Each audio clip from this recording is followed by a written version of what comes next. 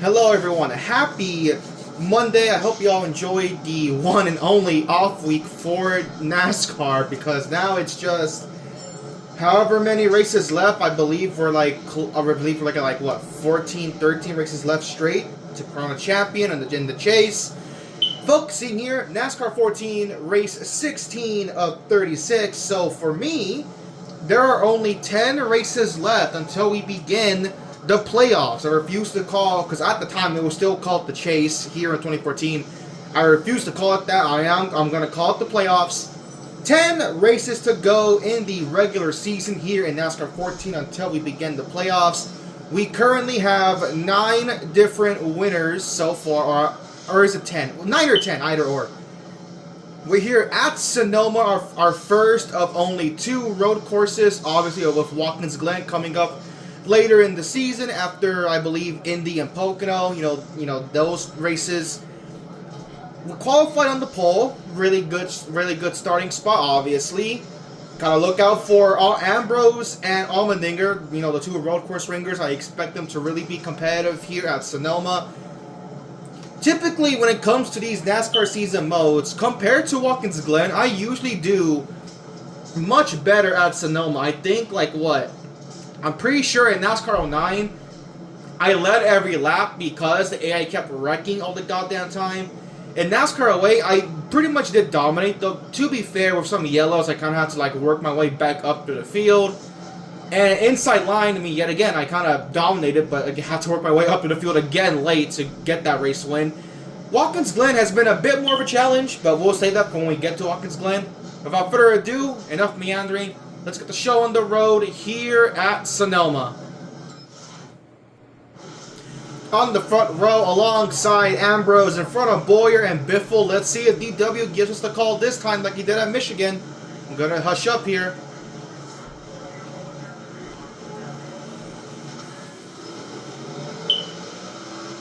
No DW call, so we are green. Underway at Sonoma for 17 laps. It's going to be a quick one, but I believe 1 pit stop is going to be required. Just see how things play out.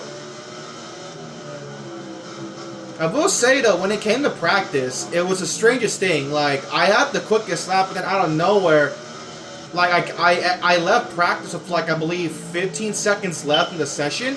And out of nowhere, I had a bunch of guys, just got a quicker lap than me. I believe, Gordon, I think Kenseth was up there, Jimmy.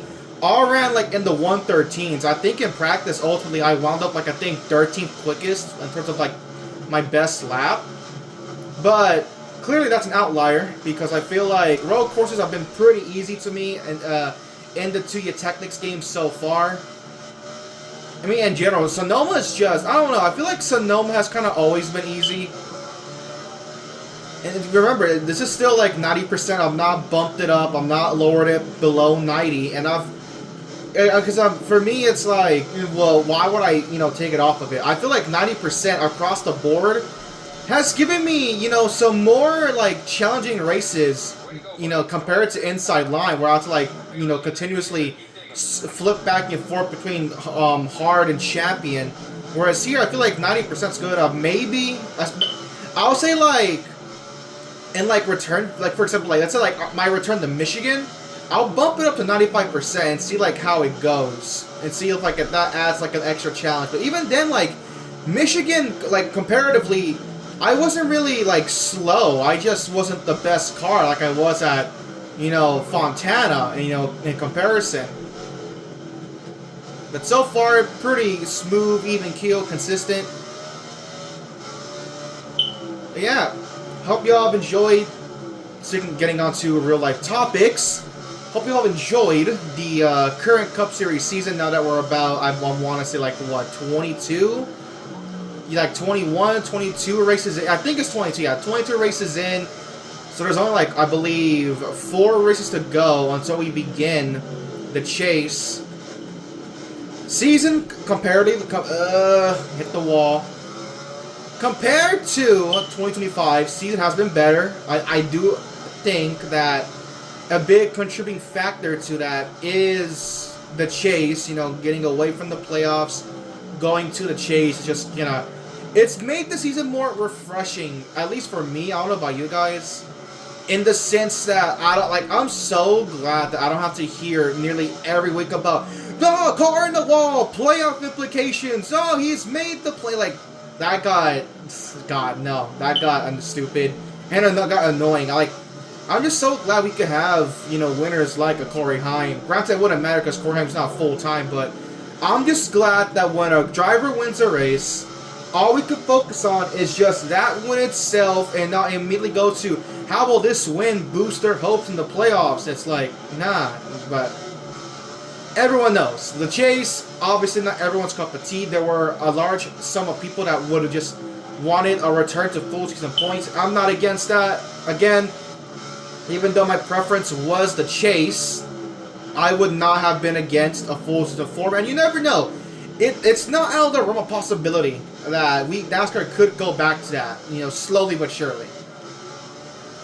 Speaking of other news, NASCAR 26 has now slowly beginning to give us tidbits of information. Obviously, a couple of weeks ago, we got the cover star. As I'm all made my first mistake, I'm in the dirt in Sonoma. Back on topic, made a little mistake there. A couple of weeks ago, NASCAR 26 revealed its cover star, which is Kyle Larson. People had a big fuss over it, which I found personally stupid because you can call him out for having an overall lackluster 2026 campaign compared to his usual standard, but he's a defending champion, so I don't see the issue, personally speaking. And that's coming from someone who's not even really the biggest Larson fan. I don't really mind Larson. I just found it stupid. But I believe it was yesterday, iRacing put out it wasn't exactly 1 minute, it was around 57 seconds, but it was basically they put out a 1 minute trailer called the gameplay trailers. It's not the full reveal. I believe the full reveal won't be for another couple of days.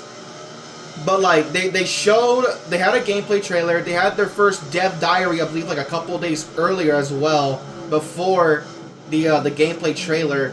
And I will admit, there is some promise. I do think the game looks promising. They updated the UI. I think the new UI looks pretty good. I like how sleek it looks. You have a bunch of other features. They're bringing back the trophy room for the first time since, I believe, Thunder 04. And honestly, that's awesome. I love that. I love, being able to go to the trophy room and just see all the races you've won.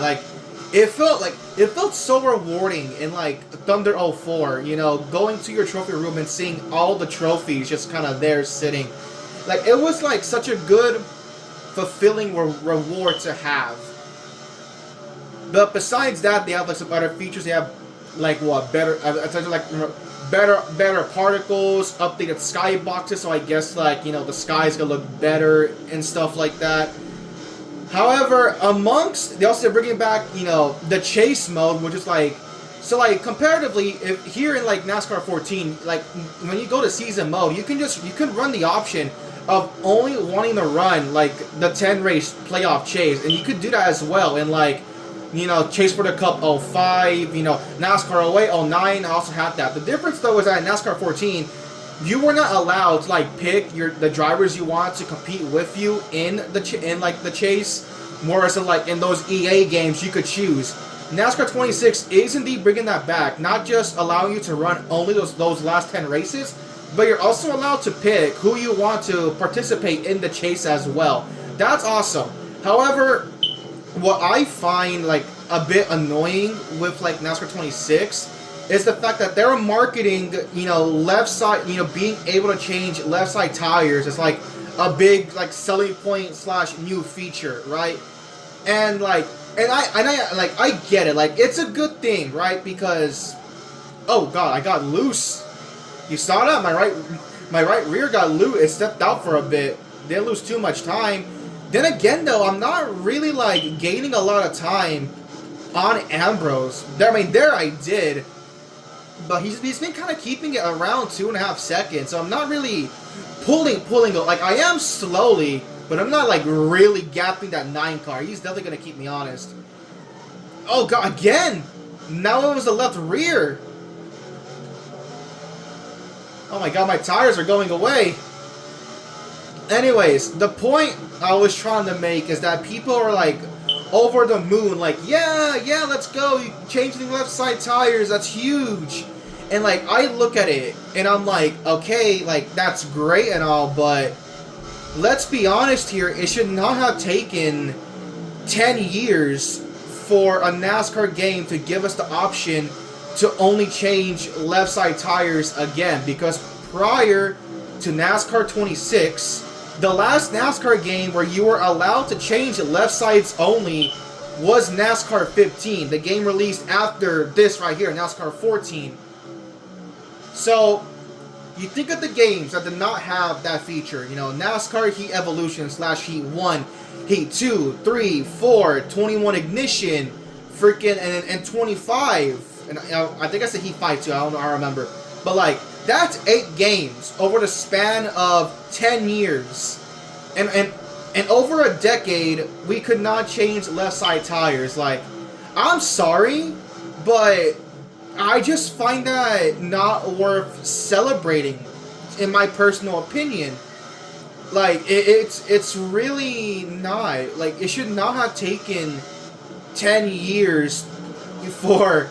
I mean, granted, it's not like I'm blaming iRacing. I know that iRacing only just got the license, I think, in, like, 2023, 2024, after Motorsport Games had their freaking disastrous run for, like, what, 3 years? 3 years, I want to say, 4 years. So, obviously, it's not iRacing's fault. Really, it's the fault of 704 Games, because they're the ones that made Heat Evolution and took out the option to change left side tires. But then, like, you think about it, then obviously 704 Games rebranded to Monster Games, and they just kind of kept on with it in 21 Ignition. And then NASCAR 25 comes along, you know, iRacing takes over. But you need to remember, even though iRacing is the publisher, a lot of the development is still handled by Monster Games, the same people who made, you know, the PS4, Xbox One Heat games. So a lot of those Heat games, like DNA-wise, they're in the new iRacing games by NASCAR. Like, obviously, you know, 25 and 26 are going to have better driving physics, and that's a good thing, I feel like, especially for, like, 20, like, I'm not going to hold it against 25 for not having left side tire changes. I feel like, you know, for a first game, the important part that you need to, you know, figure out is the driving physics and the gameplay itself. Like, everyone always says, if you're making a new sports game, setting a good foundation is the key piece in your first installment. That's something that EA just cannot figure out. Or maybe they know that and just don't care to fucking fix it. Looking at you, Madden, I'm so glad, little tangent, I'm so glad I've not bought a new Madden game since Madden 21 6 years ago. Fuck Madden. That game's a fucking train wreck.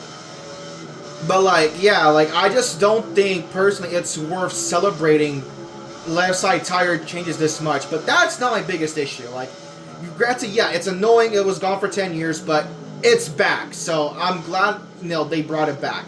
My main issue is that in the NASCAR 26 gameplay trailer, towards the end, they were showing, like, you know, advertising all these new features and details that were going to be in the game. And one absent feature that just bugs me to no end is the fact that, and again, they haven't said anything, but until iRacing directly says that they're adding it in the game, I'm going to assume that they're not. So until then, I'm going to keep this mindset.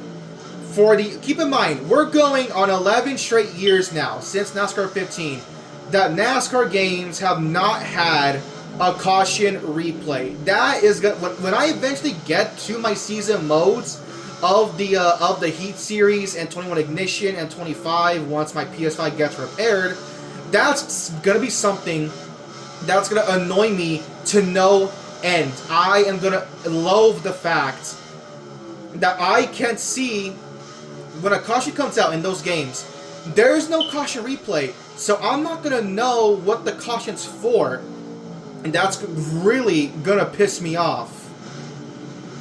Coming up for our one and only pit stop, here comes Marcus Ambrose. He really sent it in there. No, absolutely not. Give me 4 in field. I'm not making that same mistake. But as I'm taking the time to rest, caution replays have been gone since NASCAR 15.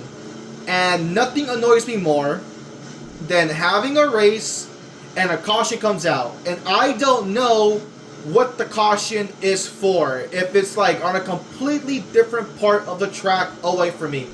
It is so annoying because I want to know what is the cause of caution. I want to know. And it just bugs me to no end. And the fact that until iRacing says so, the fact that we could potentially be going on the 11th straight year of not having caution replays is unacceptable, frankly, in my opinion. Hopefully, iRacing proves me wrong and they do include it, right? But until then, I'm going to assume that it's not in the game. And it's stupid. I made a mistake. Marcos is right there. Interesting call. I mean, Kyle Busch, unless they pitted early, I don't know. But so far, the 18 and the 48 have stayed out. Kyle Busch has not won a race. Jimmy, I believe, has won a race. I want to say, I think he won Bristol, I think. I don't entirely remember. But I'm confident. Oh, I missed turn 7. What? I mean, I'm confident Kyle and Jimmy have not made a pit stop. But we'll see. Oh, I think they're in the pit. I need to settle down here. I'm making mistakes. Yep, they're in the pits. But Marcus Ambrose is right there to pounce. Have to really get on the brakes to not miss the bus stop. The hairpin. Yep, there they are. There's Kyle. There's Jimmy. Back to the lead. I've basically led every lap wire to wire. So it looks like, Sonoma once again just a cakewalk. In all honesty, it's been okay, it's a cakewalk for me, but if I make too many mistakes, I'm going to blow this race hard. And Marcus Ambrose, that's another driver below that, like well below 20th in points, so he could really shake things up if I make like too many mistakes and allow that 9 car to really get into this fight for the win. But overall, clean race. Simple, clean, nothing too serious. Just so I keep the car underneath me. I'm in the dirt. Marco's gonna get a couple of attempts here through the yeses because I got in the dirt. We're gonna back it down here. Alright. They should have recovered. Since they recover, back down into 11, the hairpin. Just keep it nice and smooth. There he is. And just to be fair, Boyer and Biffle are not that far behind. So if me and Marcos get to racing here, there's going to be quite the battle for the win. But again, Marcos has to catch me. And I'm just hitting my marks. I don't need to push the car. I have a gap. I don't need to push it. Just be, nice and gentle with the throttle. Missed that corner. I believe that's 3A, 3B right here. God. Down into 4A. Here we come. Back into 7. Turn 7.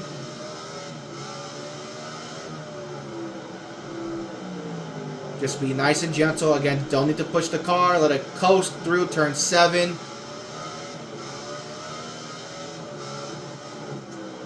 Down to the S's. Nice and smooth. There we go. We're getting back. Alright. Sonoma, man. Oh, God. Okay. Missed the bottom. I thought I was going to go off into the dirt. That's all it's going to take. If I get... Oh, I missed the hairpin! That's all it's going to take. It just takes me going off into the dirt for Marcos to really... if anything, if I get into the dirt, there goes the race lead. I believe Marcos is close enough to where if I get into that dirt, he's going to take the lead. Just got to hit these curbs. We are now pulling away from Marcos. It's 4 to go. Oh, hey. Be nice and smooth, closer through these corners. Down in the 7. Little sideways there, but all good. Marcus Ambrose simply cannot handle the road course ability of one sliced bread Joey Logano. Oh crap. No! I knew it! I knew it! I knew it! I knew it! I knew it! I knew it! Save it! Save it! Save it! Save it!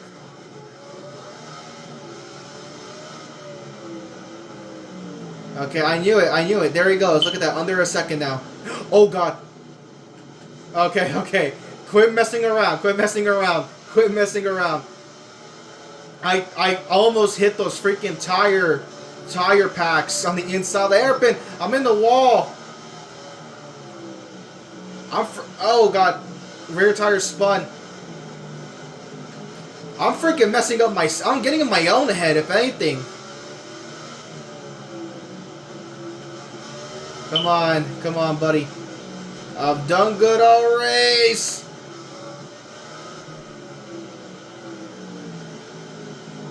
This is where I gained the most time on Marcos right here. Down past 4A in the 7. I gain a lot of time on Marcos right here. Boom like that. He does not get a good exit off of turn 7. That allows you to really gain a lot of time. And just like that, it was like, what, half a second, 4/10. It's now back up to 7. But at not, I was kind of a bit too lazy coming out of the S's. Let's keep it gentle through here. Oh, he has a run. Here comes Marcos. Try to outbrake him into the hairpin.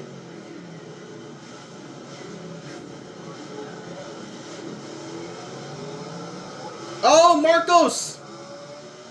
He nearly lost it. But he gathers it back up within a second still. 2 laps to go. But I am back over a second to require another mistake on my part, which I... okay. No. Don't go off into the dirt here.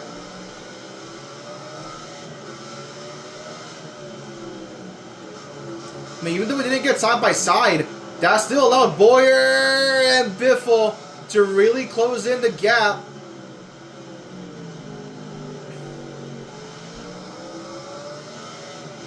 We're coming up on lappers. I don't know if I'm going to catch him in time, but we are coming up on lappers. Just gotta be smooth. Smooth and patient here. Looking for my 6th win of the season.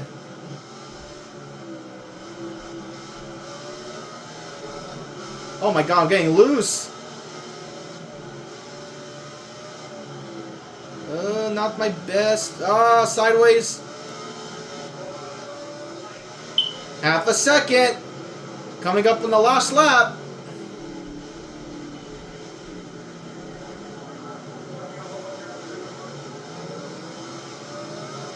Four tenths, 3 tenths. White flag, 1 lap to go at Sonoma. Can I hold off the road course ace, Marcus Ambrose?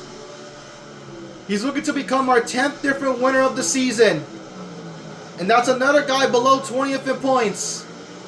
So that's going to move the cut line up 1 again if Marcos can find a way to get around me.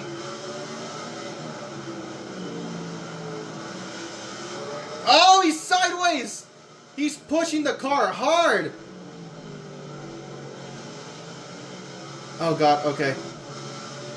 This is his last passing chance before turn 11. Oh, I missed the corner. Here comes the 9. Oh, God. Oh, God. Oh, my God. Okay. Oh, we're both sideways. Oh, I missed the S's for the first time. Ah! There goes Marcos. I'm going to have one last chance here in the hairpin. Hairpin! Send it! Oh, I give him the bump! Here comes Boyer! I'm in the fence! Boyer side by side at the line! It's Clint Boyer! Oh my god, what a race! I choked, but oh my god, what a race. Where is Boyer in points? I think Boyer's below the top 16 as well, isn't he? I mean, we'll find out when we get there. So Boyer wins. I get second. What an amazing last lap. Marco so close, comes home in third. Fourth, Biffle. We were all like right there at the end. Here's Allmendinger, who was around like 3 seconds back in fifth.